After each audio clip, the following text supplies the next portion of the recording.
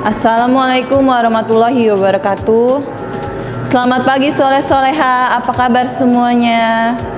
Semoga kalian selalu diberikan nikmat sehat oleh Allah Subhanahu wa Ta'ala. Amin ya Rabbal Alamin. Oke, pagi ini kalian sudah sholat duha semua belum? Jika belum, silahkan sholat duha terlebih dahulu sebelum kalian memulai pembelajaran. Oke, hari ini kita akan belajar tentang mobilitas sosial. Dengan tujuan pembelajaran, peserta didik diharapkan dapat menjelaskan faktor-faktor pendorong dan penghambat mobilitas sosial dengan benar. Yang pertama yang akan kita bahas adalah faktor pendorong mobilitas sosial.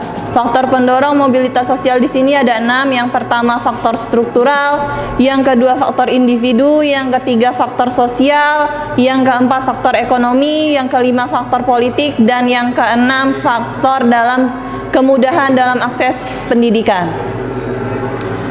Yang pertama faktor struktural, bisa dilihat di sini ada gambar presiden dan wakil presiden.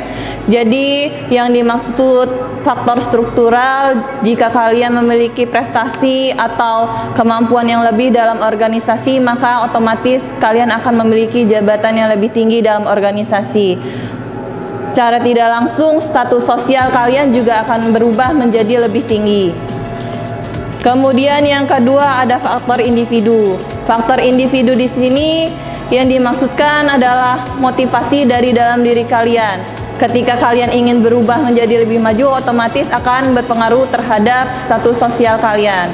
Yang ketiga ada faktor sosial. Faktor sosial ini yang dimaksud itu lingkungan sosial atau lingkungan sekitar, yang secara tidak langsung akan mempengaruhi status sosial yang kalian miliki. Kemudian yang keempat ada faktor ekonomi.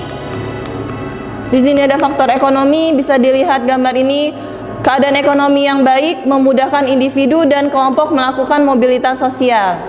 Jadi ada jenjang pendidikan, kemudian modal di sini yang dimaksud modal ketika kalian untuk membuka usaha, kemudian kesempatan itu merupakan lapangan kerja, kemudian kesuksesan. Nah, dari lapangan kerja ini secara tidak langsung dalam prosesnya kalian akan memiliki kesempatan untuk sukses. Jika kalian sukses, maka status sosial kalian akan lebih tinggi. Kemudian yang kelima ada faktor politik. Bisa dilihat gambar ini, kondisi politik yang stabil mendorong percepatan mobilitas sosial. Di sini bisa dilihat jika politik stabil, maka otomatis akan berpengaruh kepada ekonomi yang maju. Ekonomi yang maju juga otomatis akan mempengaruhi mobilitas yang meningkat. Mobilitas yang meningkat di sini yang dimaksudkan adalah status sosial yang dimiliki masyarakat di negara tersebut. Yang keenam ada faktor kemudahan dalam akses pendidikan. Bisa dilihat di gambar di sini ada faktor kemudahan dalam akses pendidikan. Jika pendidikan sulit diakses, maka masyarakat akan memiliki pendidikan yang rendah.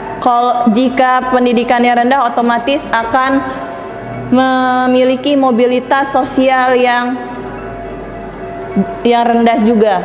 Kemudian sebaliknya, jika pendidikan mudah diakses, otomatis masyarakat memiliki pendidikan yang tinggi. Secara tidak langsung akan berpengaruh terhadap mobilitas sosial yang mudah berubah atau menjadi tinggi. Yang selanjutnya ada faktor penghambat mobilitas sosial. Di sini faktornya ada 3. Yang pertama ada kemiskinan, yang kedua diskriminasi, yang ketiga perbedaan jenis kelamin. Yang pertama kemiskinan. Nah, kemiskinan di sini tidak usah Ibu jelaskan, otomatis kalau misalnya kalian tidak mampu, pasti akan berpengaruh terhadap tingkat pendidikan yang kalian miliki karena atau keterbatasan dalam hal biaya. Nah, jika pendidikan di sini terhalangi, maka otomatis juga akan berpengaruh terhadap status sosial kalian. Kemudian yang kedua ada diskriminasi. Diskriminasi di sini yang dimaksud itu membeda-bedakan golongan tertentu. Yang ketiga ada perbedaan jenis kelamin. Perbedaan jenis kelamin di sini yang dimaksud itu perbedaan gender. Jadi misalnya kalau yang laki harusnya menjadi ketua kelas atau yang perempuan harusnya tidak harus menjadi ketua kelas, seperti itu.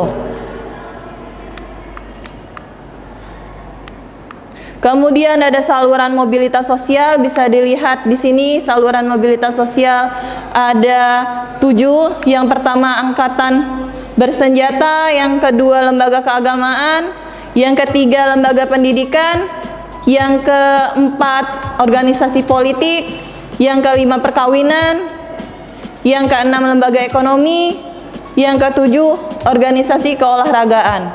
Dari ketujuh-tujuh ini mempunyai peluang untuk meningkatkan status sosial kalian.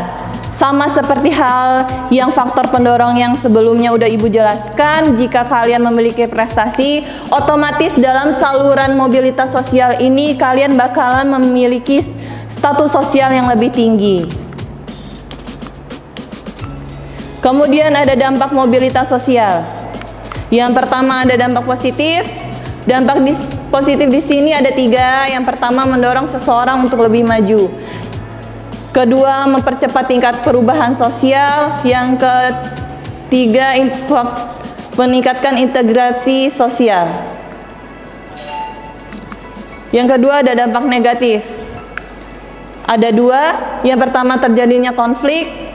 Dalam perjalanan kehidupan manusia, persaingan tidak dapat dihindarkan. Persaingan selalu muncul dengan berbagai kategorinya, bahkan persaingan bisa menjelma menjadi konflik. Jadi misalnya dalam persaingan tersebut jika tidak sehat maka akan timbul konflik. Kemudian ada gangguan psikologis. Gelisah karena turun jabatan, tidak mendapat apa yang diidam-idamkan dan sebagainya, menyebabkan stres. Maka dalam hal tersebut bisa menyebabkan gangguan psikologis yang akan berpengaruh terhadap status sosial kalian. Demikianlah penjelasan materi dari Ibu. Semoga bermanfaat untuk kalian semua. Jangan lupa jaga kesehatan, jangan lupa sholat 5 waktu di masjid bagi yang laki-laki, kemudian jangan lupa sholat sunnah dan murojaahnya. Ibu akhiri, wassalamualaikum warahmatullahi wabarakatuh.